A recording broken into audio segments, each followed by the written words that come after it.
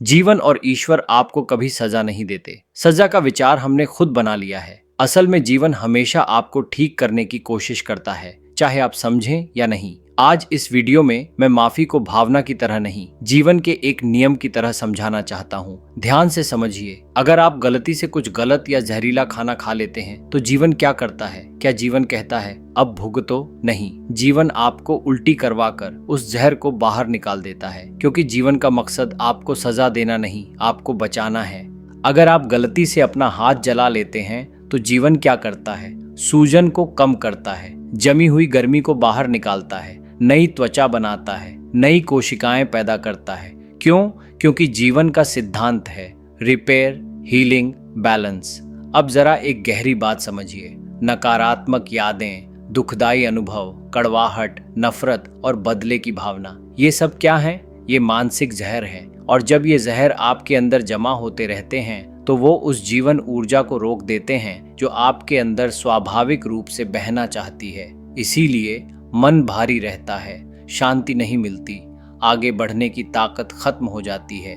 जीवन बहना चाहता है लेकिन हम उसे अंदर ही रोक लेते हैं।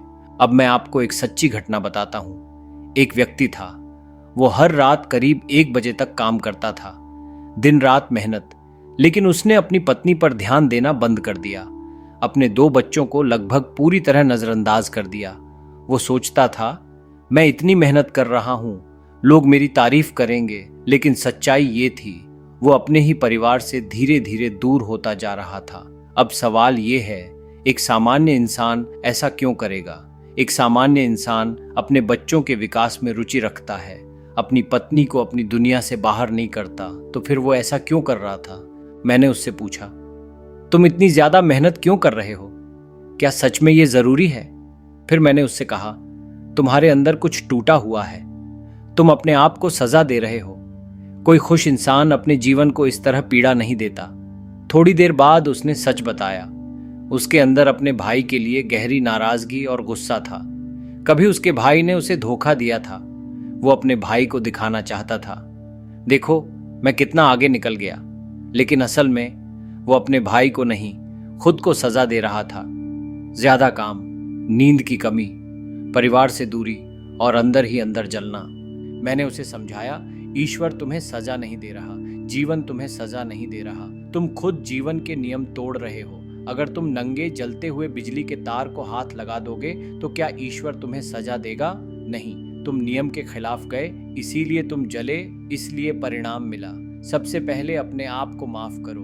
तुम गलत नहीं थे, तुम घायल थे। और अब अपने भाई को माफ करो, उसके लिए नहीं, अपने लिए। उसने धीरे धीरे अपने अंदर की गांठ खोली, उसने खुद को माफ किया और उसने अपने भाई को माफ किया। आज वो कम काम करता है लेकिन सही काम करता है, अपने बच्चों के साथ समय बिताता है, अपनी पत्नी से जुड़ा हुआ है, उसका मन शांत है, जीवन फिर से बह रहा है।